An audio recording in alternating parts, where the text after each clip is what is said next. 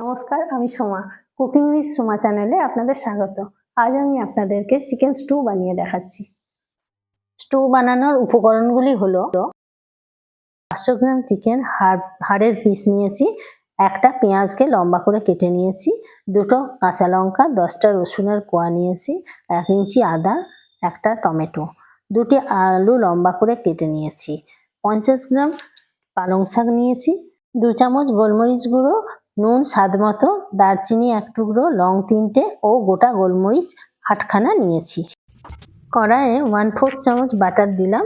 এবার আদা কুচিগুলি দিয়ে দিলাম, একটু নাড়বো।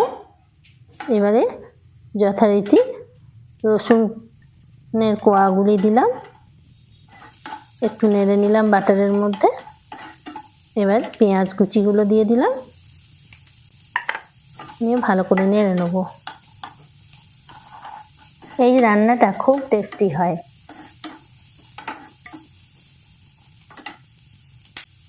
স্বাস্থ্যের পক্ষেও খুব ভালো। এতে আমি 500 ml জল দিয়ে দিলাম। এটা খুব সহজ রান্না, যে কেউ এই রান্নাটা করতে পারে। এবার দারচিনি, লং ও গোলমরিচগুলি দিয়ে দিলাম।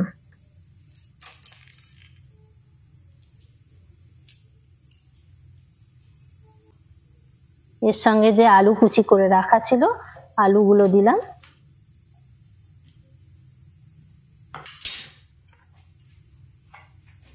নুন দিয়ে দিলাম পরিমাণ মতো।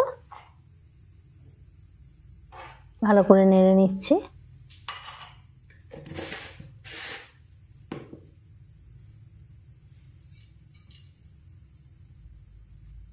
এবার টমেটোটা কুচি করে এতে দিয়ে দিলাম, নিয়ে ঢাকা দিয়ে দিলাম। 5 মিনিট ঢাকা দিয়ে রাখবো। এরপর ঢাকা খুলে মাংসের পিসগুলোকে আস্তে আস্তে এর মধ্যে দিয়ে দেবো।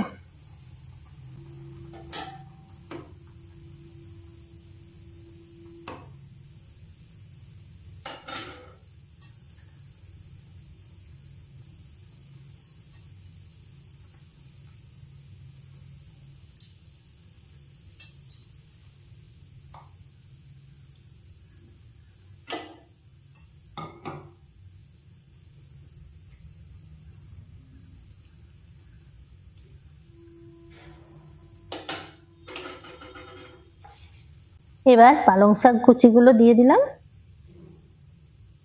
আর একটুখানি নেড়ে নিলাম। এবার মটরশুঁটিগুলোও দিয়ে দেবো এর মধ্যে। এবারে গাজরও দেওয়া যেতে পারে, কাঁচা লঙ্কা দিয়ে দিলাম। আমার কাছে গাজর ছিল না, তাই দিইনি। হ্যাঁ, না হলে এতে গাজরও দেওয়া যায়। ভালো করে নেড়ে নিচ্ছি, নিয়ে ঢাকা দিয়ে 10 মিনিট ফুটতে দেবো। 10 মিনিট পর ঢাকা খুলে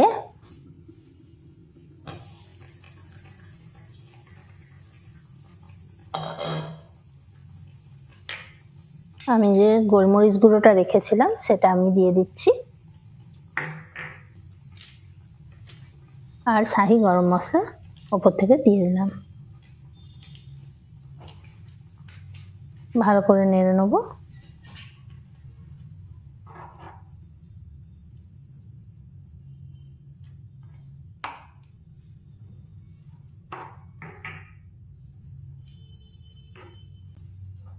গ্যাস বন্ধ করে দিলাম। আমার রান্নাটা কমপ্লিট হয়ে গেল। এবার আমি সার্ভ করব।